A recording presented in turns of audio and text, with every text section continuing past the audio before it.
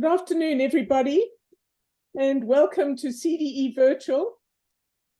It's my very great privilege and pleasure to welcome Professor Ricardo Hausmann to CDE today. He is recognized across the world as one of the leading thinkers about growth strategy, and he is actively involved in helping many developing countries to grow their economies and how to implement the recommendations that he suggests. Ricardo is a great friend of South Africa's and someone who has influenced the thinking of many of our top civil servants, some politicians, business leaders, academics, and many other people. He has certainly had a very big impact on CDE for many years now. So Ricardo, welcome back to South Africa, albeit virtually. Thank you so much for having me. This is really looking forward to this conversation. Great. Well, let's start with, very briefly, tell us about your involvement in South Africa and how come you know so much about our country? Well, I must say that one of my big privileges in life has been that I chaired the International Advisory Panel for the Accelerated and Shared Growth Initiative of South Africa, ASGISA. That's a mouthful. Because I was asked, I think it was around 2004 by Trevor Manuel, to put together a team that worked on South Africa. And we ended up in those days writing 24 papers, and each one with their policy briefs. And I wrote the summary report of recommendations. We presented it to Parliament back in 2008. And since then, I was hooked on the country. I mean, I've always thought that if South Africa succeeds, it's scientific proof that humanity has a great prospect, because it's not easy. I mean, you haven't been dealt with the best set of cards. So if you can win the game, I mean, it's a huge message to humanity. So I'm really, I've never stopped traveling to South Africa. Now it's been just about 3 years since I re-engaged more seriously. And thanks to CDE, I've been able to do this work for the last, 30 months or so. So I'm super happy that I've been able to maintain this intellectual relationship with so many people in South Africa. Great.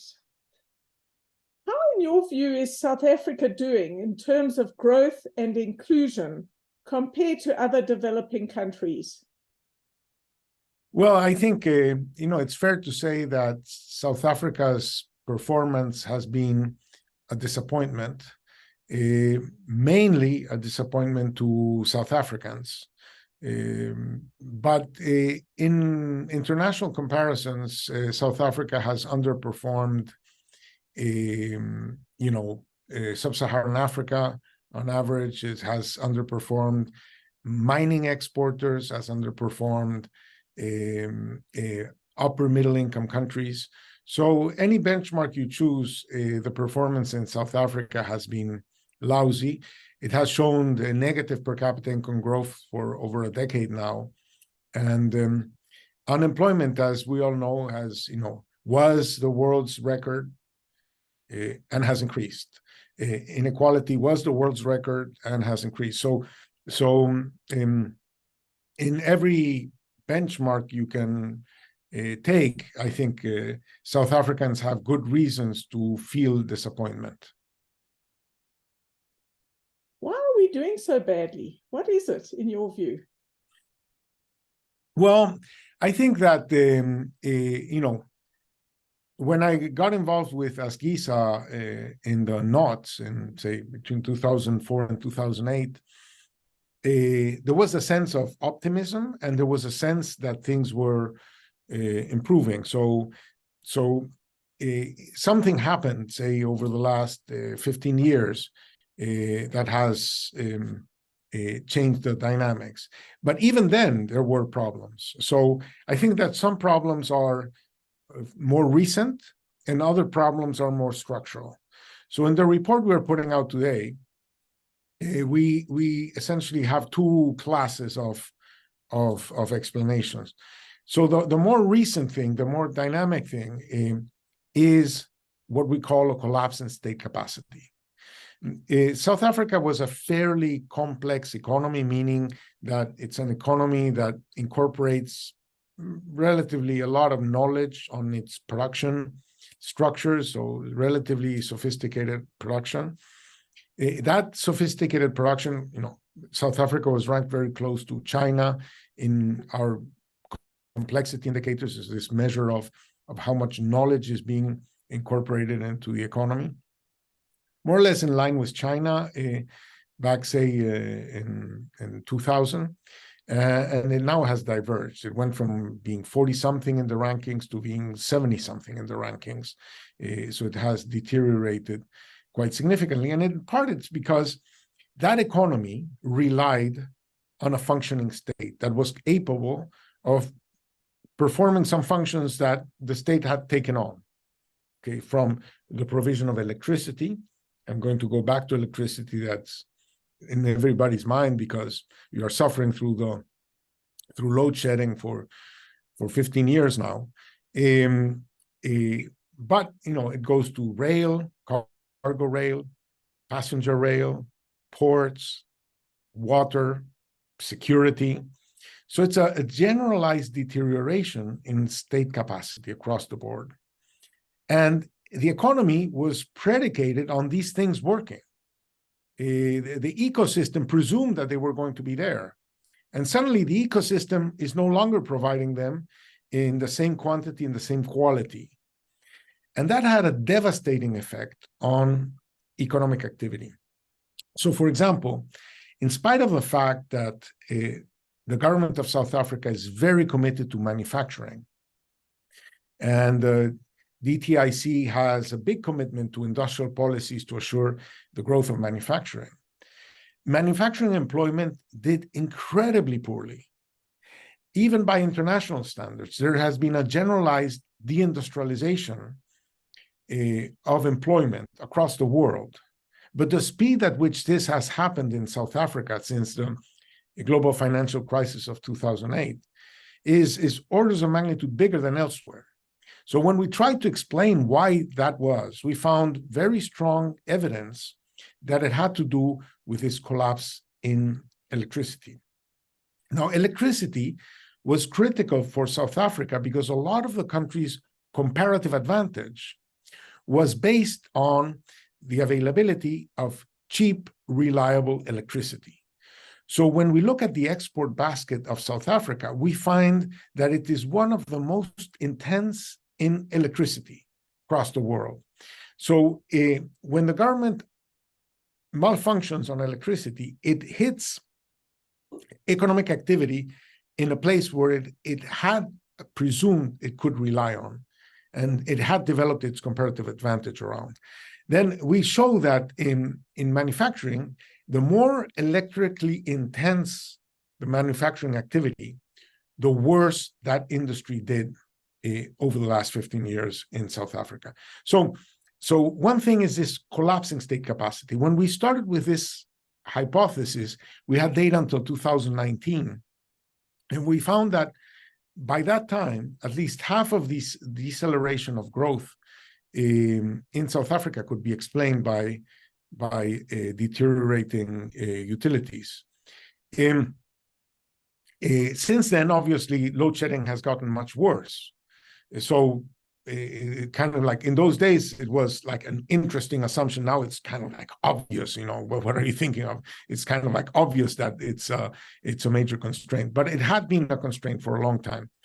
And I think it's broader than that. So, not only does the state have trouble sort of like in managing its natural resources in terms of the ability to give mining concessions and to regulate mining concessions and so on.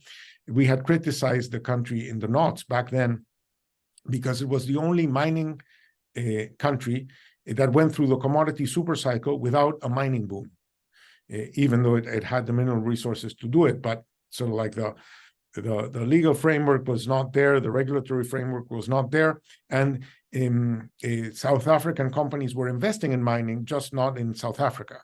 They were investing elsewhere because they found the business ecosystem better elsewhere than in South Africa. But it gotten worse because now not only do you have constraints on investment because of poor management of property rights on the natural resource, but now they can't even take the stuff out because they don't have the electricity, they don't have the rail, they don't have the ports. So this year you have a particularly bad year in tax revenues. And to a large extent, that bad year in tax revenues has to do with bad performance of mining companies, that has to do with this collapsing state capacity. So one important element is this collapse in state capacity. The other more structural element is something we call spatial exclusion. And that is more structural. It comes probably from apartheid times, but it's been 30 years since the end of apartheid, and just about. And these spatial inequalities have not been overcome, have not been reduced. If anything, have widened.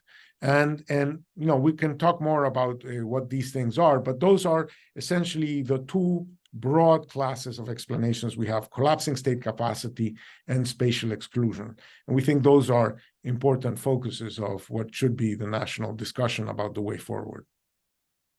Great. I'll come back to spatial exclusion, but let's focus on the state. And essentially, as most South Africans experience, the state is collapsing in many respects around us. I often feel that the government or the president has failed to provide an accurate diagnosis of South Africa's many crises.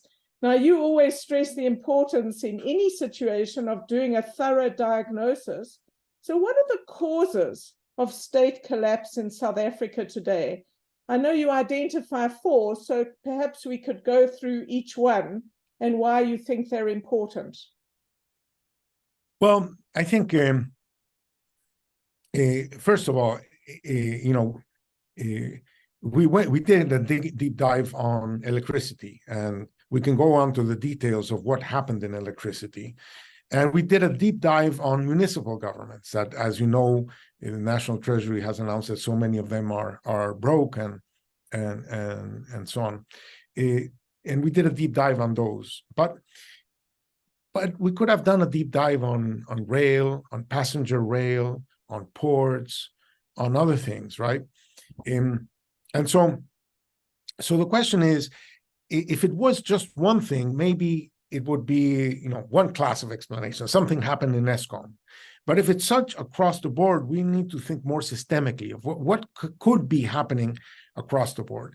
And I would put first, and this is not necessarily the order in which they appear in the report, but the idea was that in those days, the idea was that the state was going to fix society. In the state, it's not that the state was going to accompany society, strengthen society, build on society's capabilities, or it was that the state was going to fix society. So in some sense, a bunch of responsibilities were given to the state to transform society. And those were translated into things like preferential procurement, because the idea was, we're going to use the power of the state to change the power in society. Or we're going to take control of the state, things like cadre development. But in essence, the idea was that the state was going to transform society, so it was going to do whatever it was doing before, plus transform society. And the evidence suggests that attempt to use the state to transform society undermined state capacity. It led, in some instances, to what we call premature load bearing, where these municipal governments were given a bunch of responsibilities for which they have no capacity. And on top of that, they were given the responsibility to do this preferential procurement to transform society. And that led to a diminishing of the capacity of these entities. And for example, the South African Local Government Association, writes bitterly about, how preferential procurement has really limited their capacity to do things. But in addition to that, I think there has been gridlock. In the electricity sector, it's clear that there was gridlock. I mean, load shedding started in 2007. We tried to look at electricity crises that have lasted this long. We can't find any. I mean, we know about electricity crisis in Chile, about electricity crisis in Colombia. Each one had its own explanation. But the thing is that once the political system realizes that there's a shortage of electricity, and things happen, right? That decisions are made, actions are made, and then 3, 4 years, 5 years down the road, there's ample supply of electricity. We studied the case of Jordan. So in this case, it took until the summer of last year for the state to lift the prohibition of the private sector from investing in generation.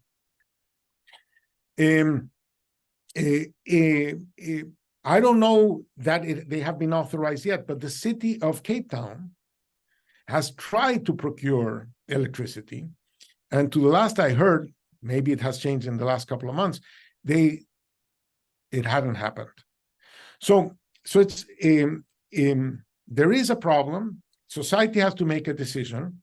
Some people are pro-coal, some people are pro-green, some people are pro-state, some people are pro-market. Whatever it is, decisions are not made.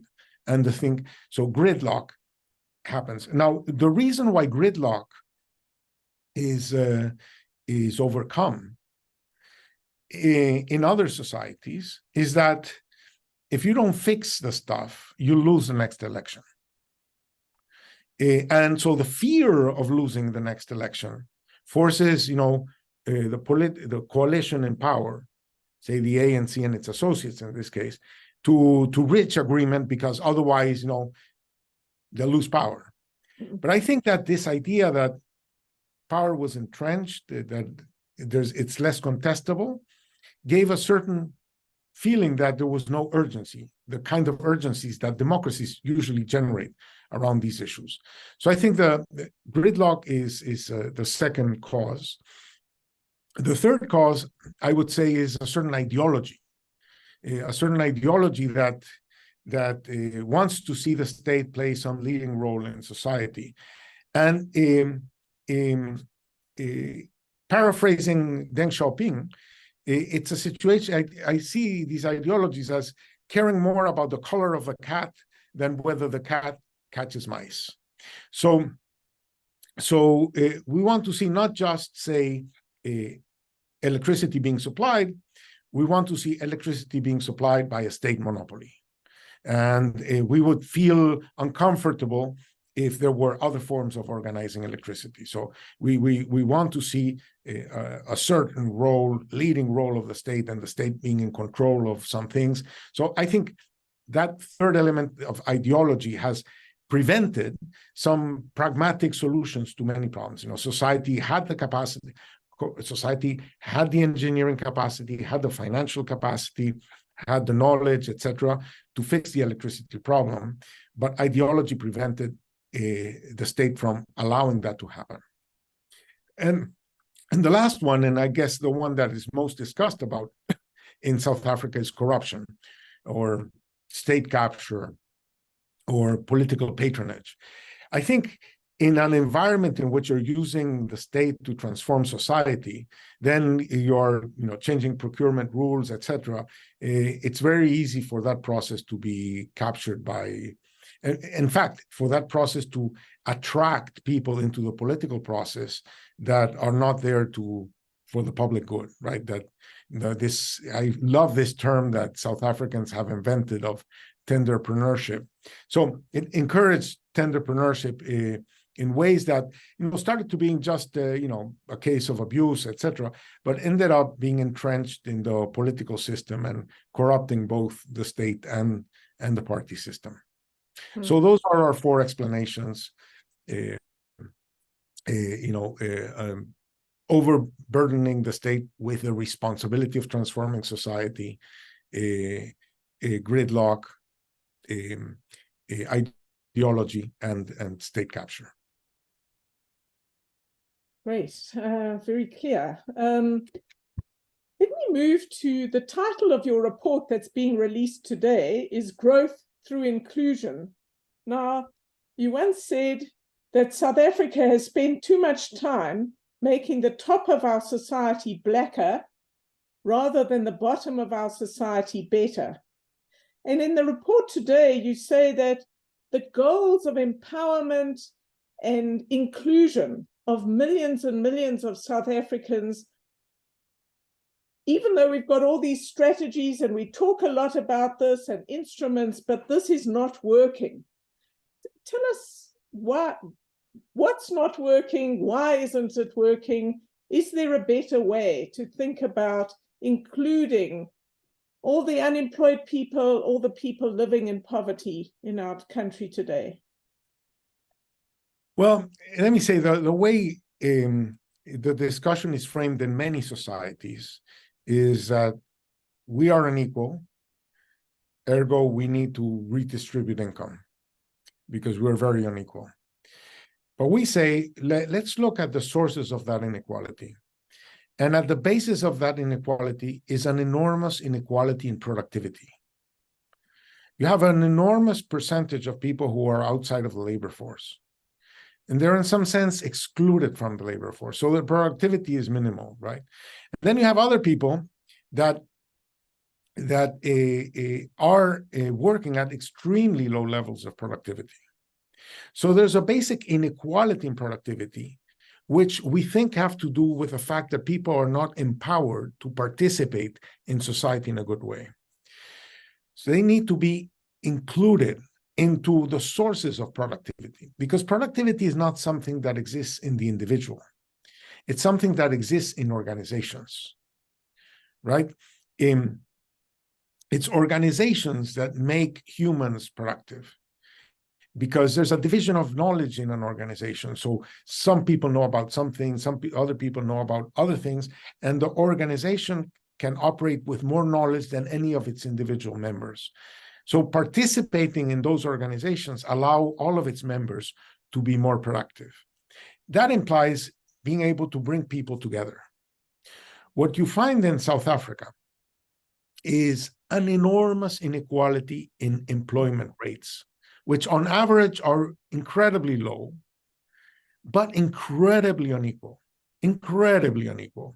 There's a graph in the report that compares municipalities in South Africa with municipalities in Mexico. Now, Mexico is a country that has heterogeneous population. It has indigenous groups. Not everybody has Spanish as their first language. There are many municipalities that have majority in indigenous populations.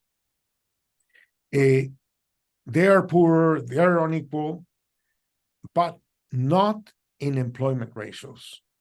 Everybody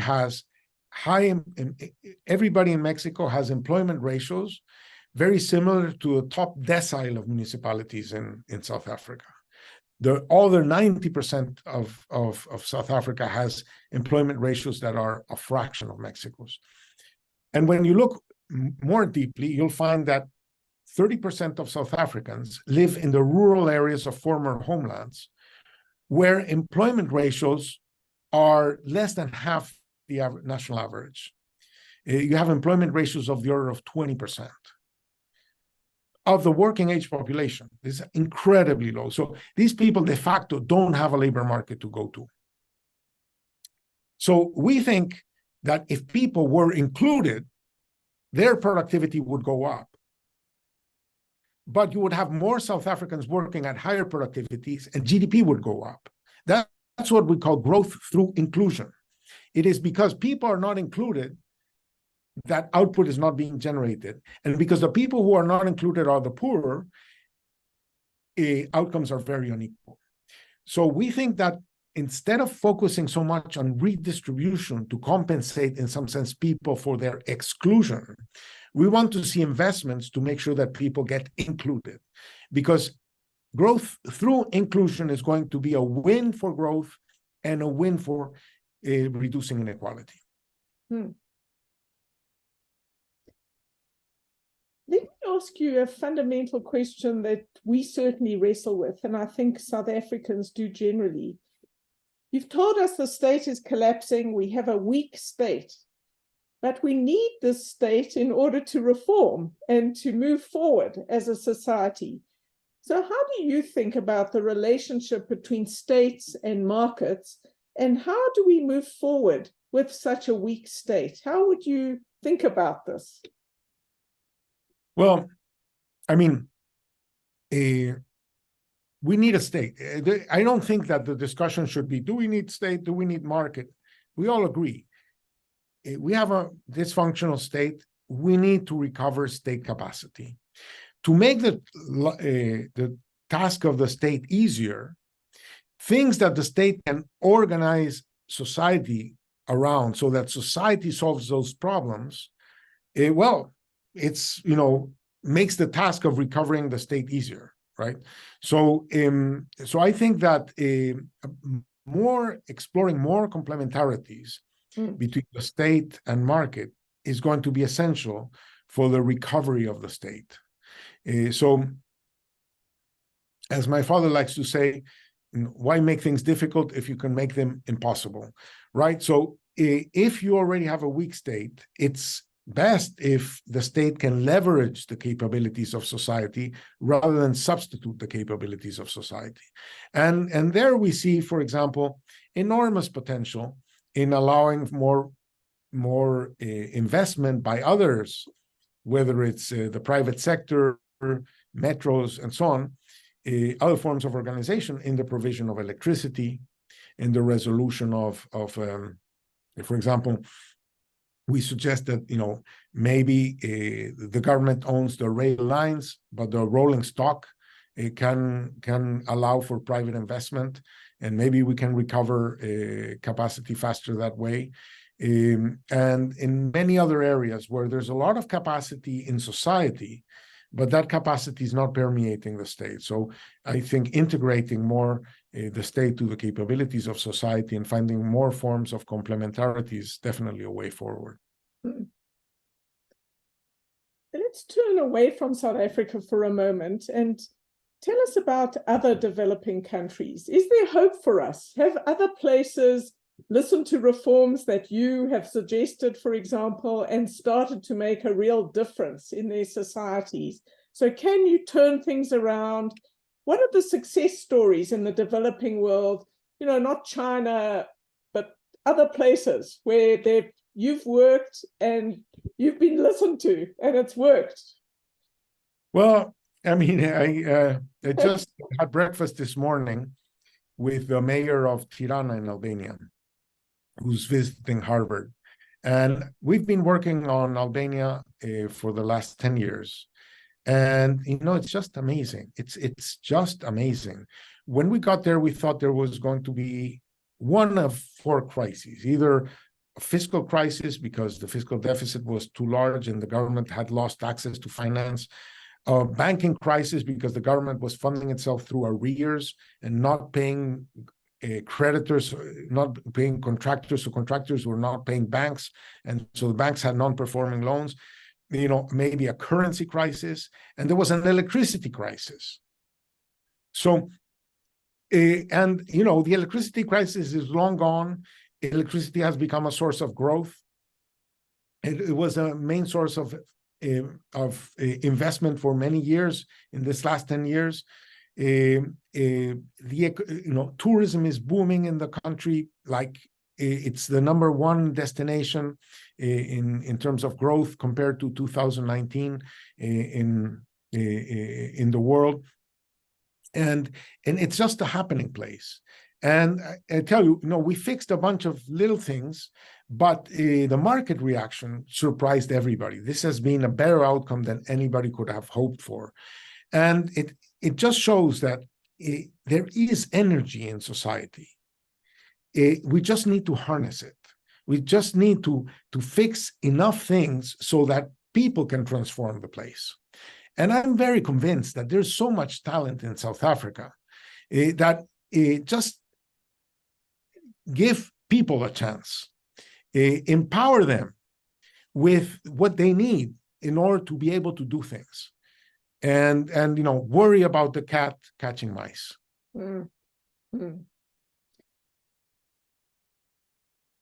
Let me I'm juggling our time, so let me... We haven't talked about space.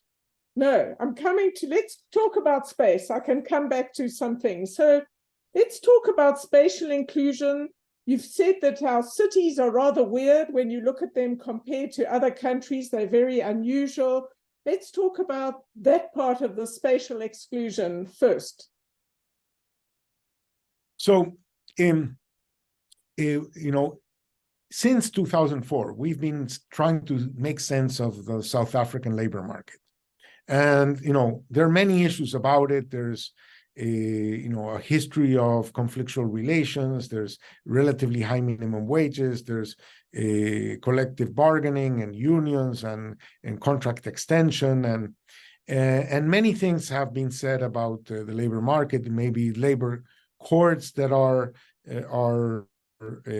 problematic, etc. I don't want to walk away from any of those discussions.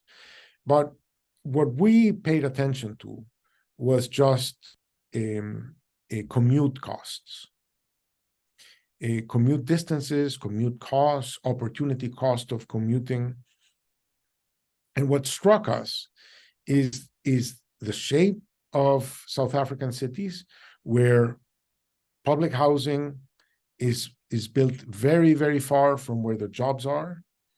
This was the case intentionally at the time of apartheid, but we document that it has remained the case over the last 30 years. Cities have mandated very low densities in the core and very spread out. Given how spread out cities are, unusually spread out, the typical public transport solutions don't work. South Africa has copied bus rapid transit from, of all places, Latin America. And bus rapid transit was designed for a certain density. You're allocating a dedicated line to a bus so that it doesn't have to be stuck in traffic. But the idea is that then it's going to be full of buses all the time, because otherwise you're just restricting everybody else's traffic. You're not solving the transportation problem. So you've imported bus rapid transit for cities that don't have the shape, the density, for which bus rapid transit is a solution. And so you have, that people don't want to use the BRT because it's one bus every 20 minutes, and you don't want to be waiting for 20 minutes, so you might as well take a taxi. And taxis are a relatively costly form of transportation. So not only do you have large distances, you have costly forms of transportation. And then employers have to compensate workers for those commute costs. But the only way to compensate workers is to increase their salaries enough, but that makes the firm less competitive and consequently wanting to demand less employment. So we think that the structure of cities is an important impediment to the functioning of the labor market. And we think that that can be fixed by changing urban planning regulations, by changing zoning restrictions, by changing floor area ratios, density regulations, by empowering people to build housing closer to where people want to live. I mean, all these informal settlements in South Africa have been built in places that are better connected, and people are willing to take lower quality housing. We even checked the rental rates in places like Denoon or Alex or Kalichia and so on, to show how much, or even in Westboro, to see how much people are willing to pay for location, how much they're willing to sacrifice, if you want, square meters, apartment size, yard size, for a better location. The RDPs, which are sort of like a declining species, but the RDPs presumed a certain size and a certain plot of land very far away. People say, I don't need that plot of land. I'd rather have the money. They do backyarding. But I wish it wasn't here. I wish it was better located. So that's what South Africans want. What we say is, let South Africans have what they want. And for South Africans to have what they want, we need to change urban regulations. We need to change densities. That's going to generate a construction boom closer to where people want to live. That's going to generate jobs in the short run, and it's going to generate more competitive and inclusive cities in the long run. So we think this is a win-win in several dimensions. It's going to make the labor market work better in the long run. It's going to generate jobs and in construction and urban development in the short run. And we went to see some of the positive deviants, some of the green shoots that are sort of like our vision for how the country can go. We visited a jewel city in Joburg, in this company called Diversity City, CITY, Diversity, great name. They have a vision of how we can provide higher density, multifamily housing with security, with amenities, well located, and that people are going to want it. And I think that there's a path forward that involves better urban development. Mm-hmm. And as you said, there is a big role for the private sector investment. If the rules were right, the private sector could play a really big role in densifying our cities, as I understand you. Absolutely, absolutely. In fact, the current incentives are for sprawl. Even the way, connection charges are made and so on, they don't recognize that it's just more efficient to provide services in denser areas. So the regulation is pushing the private sector to do more sprawl rather than encouraging the private sector to do more densification. Mm. For those of you who live in Johannesburg, Ricardo has taken CDE's work much deeper and further. We came up with this great slogan, which illustrates what he's saying: far better to rent in Orange Grove than to own an RDP house in Orange Farm, far away from economic opportunity. So that captures what he's saying.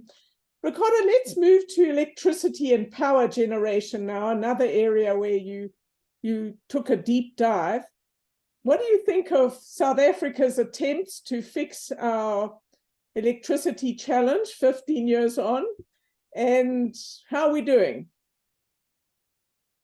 Well, I don't know. I mean, I know that there was legislation that was tabled. I think it was in August. I don't know how far it is from approval yet. There are many, many, many good things there. And we worked with Operation Vulindlela over this period. We are great fans of Operation Vulindlela. We think very, very highly of them.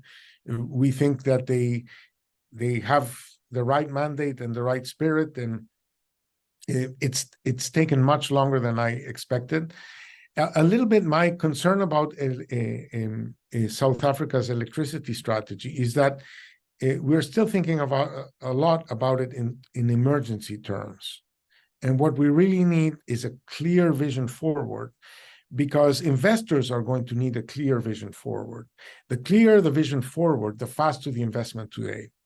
So right now, there's been some liberalizations of generation, and there's been a lot of activity in that little generation of authorization of generation.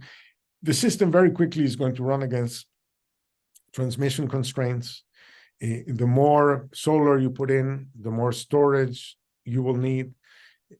There's no mechanism for private sector to invest in transmission and in storage. So we think those are investment possibilities going forward. We even suggest that you explore with Lesotho the use of the water highlands project in Lesotho as a battery, if you want, to stabilize the South African grid, so as to be able to include more cheap renewable energy in a way that is stable, because you can store that electricity in water, or manage the water cascade to compensate for electricity in the way it's done in the Western Cape in one of those projects. So we would like to see not only sort of like the legislation passed, we want to see the clear rules of a market that is going to facilitate investment, and is going to make investment efficient, because there are many efficiencies that have to be exploited in order for the whole thing to work well. So I think, the train is moving in the right direction. I'm eager to see this legislation passed. There are some issues that the document goes through in terms of clarifying and improving the legislation, but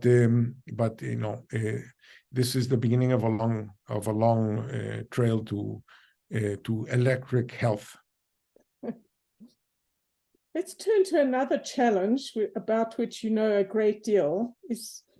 I was rather disconcerted in 2020 when you told me you were bringing the former governor of the bank, the sort of Reserve Bank of Argentina, to help you to think about South Africa's fiscal situation. Is South Africa about to have a fiscal crisis, or whatever the right term is? And what does that mean for the country and the average citizen? Well, I'm in awe of the National Treasury. I think the National Treasury is a world-class institution. They have enormous capacity. They're a very well-run place. It's really, really one of the assets of the country. I think macroeconomic policy, we did an assessment. We have a paper. Actually, with Federico Sturzenegger, we wrote two papers. One was published back in 2008. It was called Macroeconomic Challenges After a Decade of Success. So Duncan Peters asked us to update it for the next decade. So, and we thought, wouldn't it be cool to use the same title? But obviously, we couldn't title it, after a decade of success, because it hadn't been after a decade of success at all. In that period, the debt to GDP ratio went from the 30s to the 70s % of GDP, right? So a huge increase in the debt. That means a huge also increase in debt service charges. And what is the interest burden of that debt? Not only as a share of GDP, but also as a share of tax revenues, right? So more of the budget has to go to interest payments. So we asked ourselves, has this fiscal largesse, if you want, this expansion of the public debt, first of all, was it desired, was it planned, or did it just happen? So a lot of it was a surprise, because the economy performed worse than expected, and because there were many bailouts of state-owned enterprises that were not, if you want, in the initial plan. So part of it was undesired. But we asked ourselves the question, would the economy have done better if there had been more fiscal stimulus? Maybe, would there have been a way of recovering growth by more fiscal stimulus? And what we found is exactly the opposite. We found what we call fiscal multipliers to have been negative. That is, that when the government expands, instead of leading to some overall expansion of demand and output, it led to a action of output. And the way we think this happens is because the fiscal expansion deteriorates fiscal indicators, and that leads to an increase in the overall cost of capital to the economy as a whole, and that leads to less growth.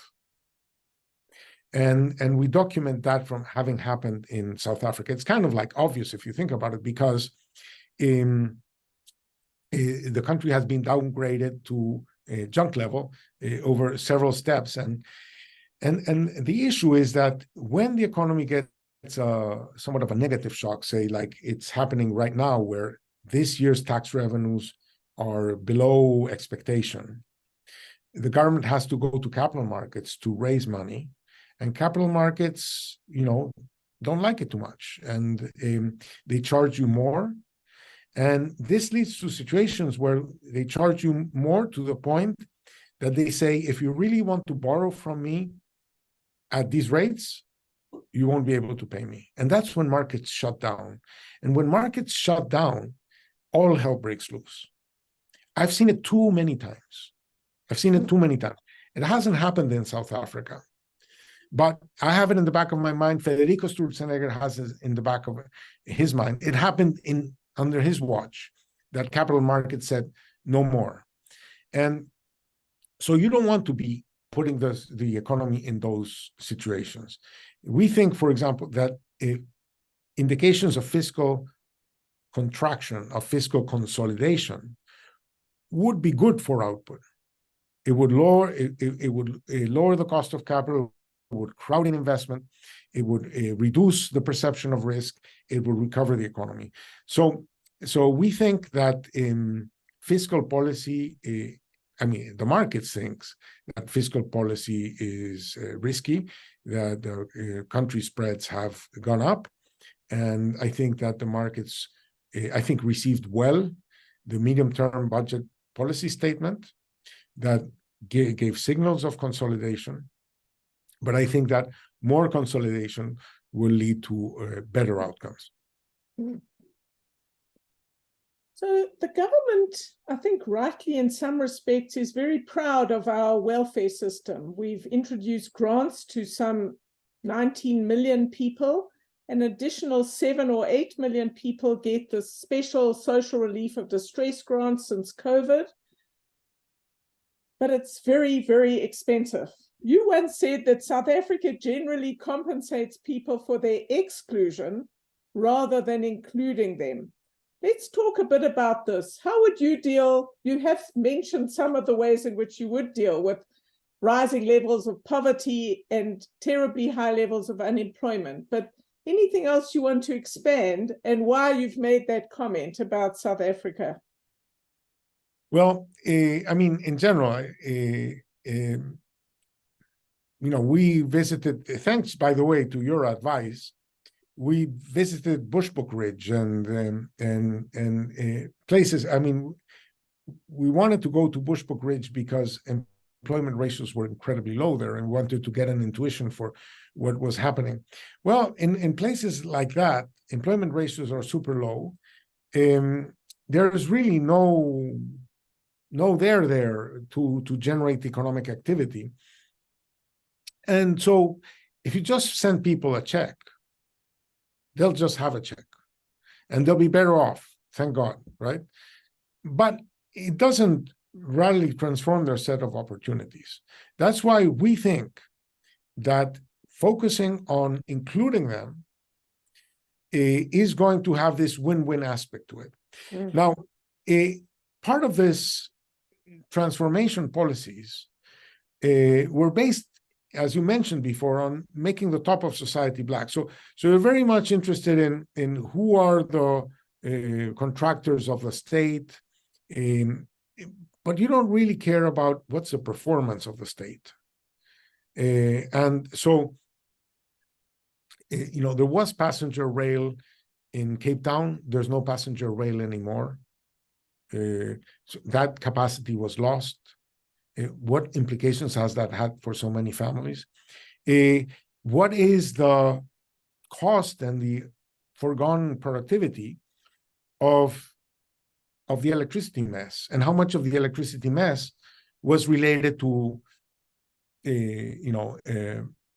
preferential procurement, to tenderpreneurship, to the kinds of things that have been documented about ESCOM.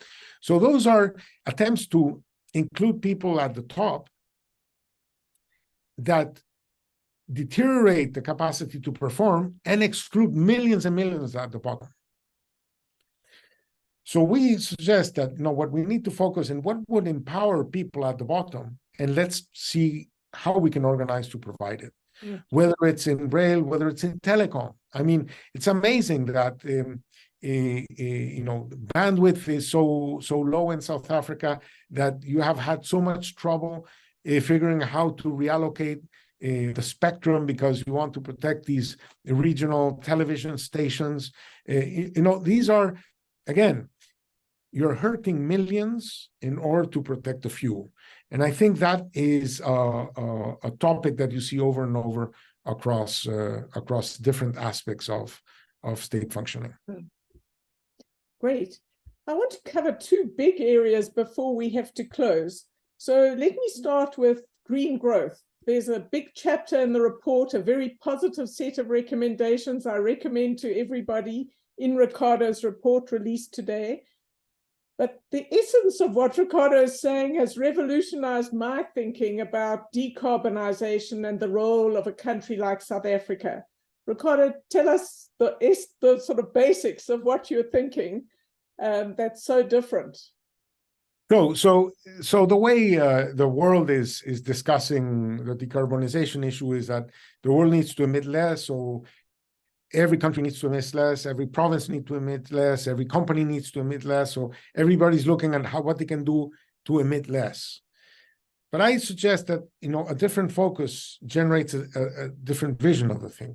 The world needs to decarbonize. For the world to decarbonize, the world is going to need many things. Somebody needs to produce the things that a decarbonizing world will need. So I like to say, ask not what you can do to decarbonize yourself only, ask what you can do to help the world decarbonize.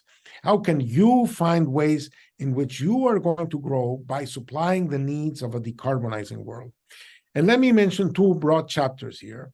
One chapter is just the physical needs that others, the stuff that others will need to buy in order for them to decarbonize.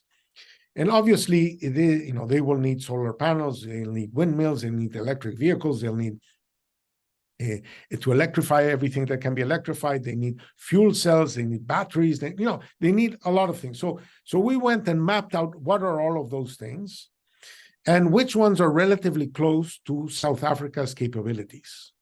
Starting obviously from critical minerals, in which you have many of the critical minerals, but you also have the processing capacity of those minerals, and you have had, you know, a very interesting manufacturing capabilities that have now been hurt by the poor supply of electricity. So we were very excited to find very interesting companies in South Africa. This HiPlat is developing the catalysts that work on fuel cells and work on electrolyzers and so on. So that's that integrates mining with processing and so on. We found, you know, Bushveld Energy is trying to build these vanadium redox flow batteries. Those are going to be needed as grid scale batteries for storage for electricity grids. There's going to be a huge global market in storage. You know, maybe South Africa can get there.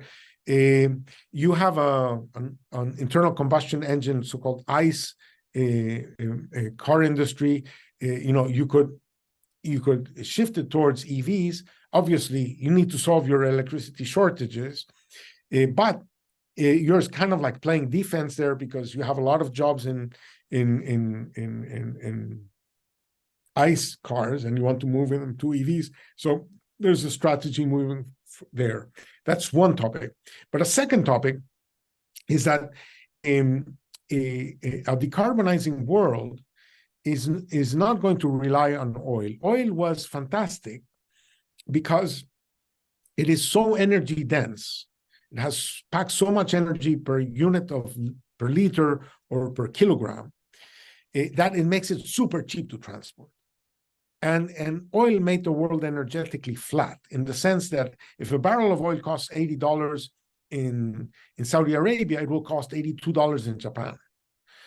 So that meant that the local availability of energy was not a restriction on comparative advantage. You could have energy-intensive industries like steel locating in countries that were poor in energy. They just brought the energy in. I think the world of the future, if it wants to decarbonize, it will have to relocate energy-intensive activities close to green sources of energy.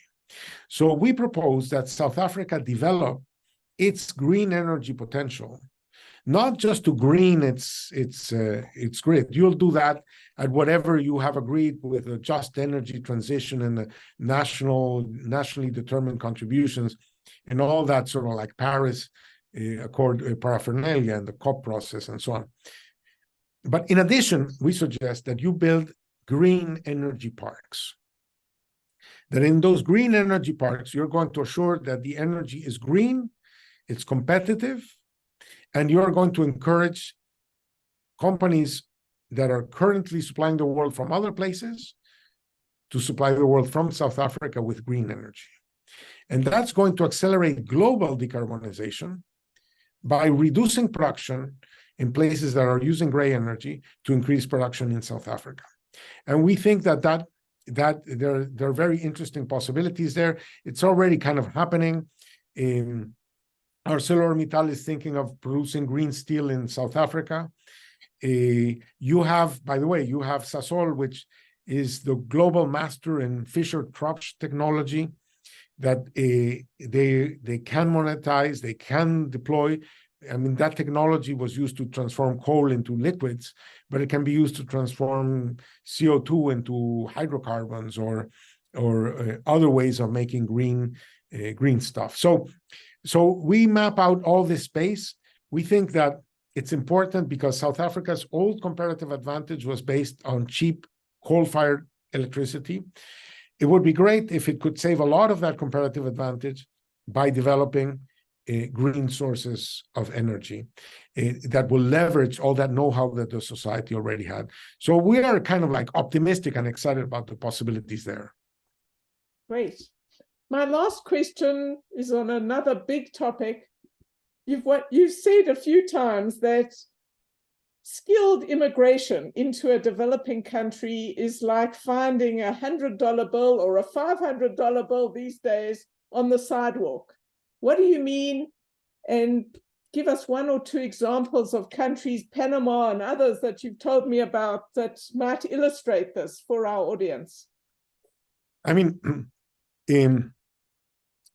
a society does what it knows how to do. If it wants to do things that it doesn't do yet, it faces a chicken and egg problem. It cannot do the things it doesn't know how to do, and it doesn't know how to do the things it doesn't do. So if it's going to start to do the things that it doesn't do, how is it going to do it? Because it doesn't know how to do them. So the way the world solves that problem is by bringing in people who know how to do it, who learned it somewhere else. So, you can't make watches without watchmakers, and it's impossible to become a watchmaker in a place that doesn't make watches.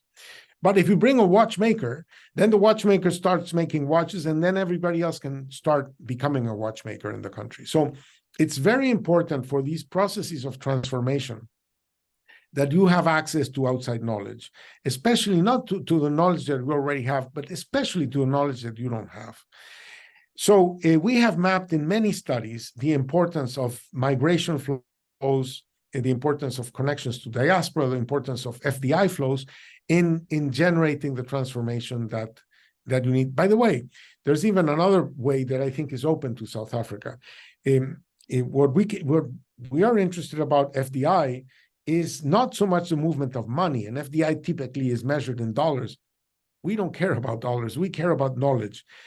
But if what you care is about knowledge, it doesn't matter that the foreign company comes with its money and invests here. We find enormous possibilities of, if you don't know how to do something, you buy a foreign company.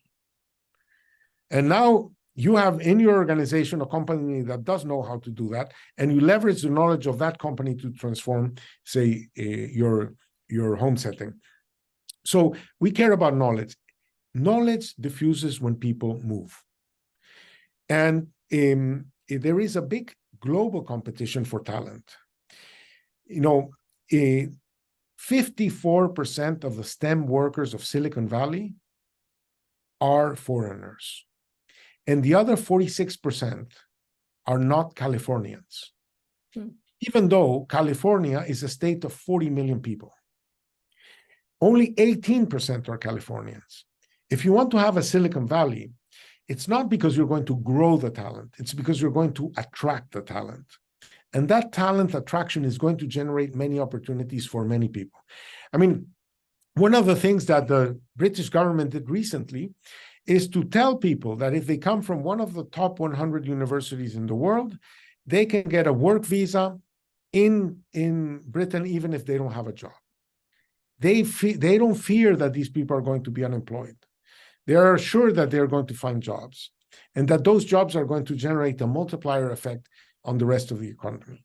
South Africa cannot prevent its talented people from leaving. But it is preventing talented people from the world to going there. And it does so at an enormous cost. We raised this issue back in 2004, in the time of Asgisa, but it has been impossible to move. I think South Africa will do itself a world of good if it sends a signal that it wants to incorporate the world's talent to the possibilities of the country, that it's a cool place to live, it's a cool place to eat, it has fantastic wine, it has fantastic weather, it has fantastic people. It's just the place where you want to build your future. And I think that that's a message that South Africans should feel proud to tell the world. Well, that's a great note on which to end. Ricardo, thank you so much for this hour of your time and sharing your knowledge and enthusiasm and optimism about South Africa when so many of us are feeling very gloomy. As for the listeners, I think you can see why I'm chairman of his Southern African fan club, and I hope you've enjoyed this hour with us as much as I have. So thank you very much, everybody, for joining us. A very big thank you to Ricardo, and his report is available on the CDE website from this evening. Now, please read it, start with the executive summary, and then read the full report. There's lots and lots of gems in it. So thank you, everybody, very much. Thank you, Ricardo. A wonderful hour. Thank you. Great. Yeah.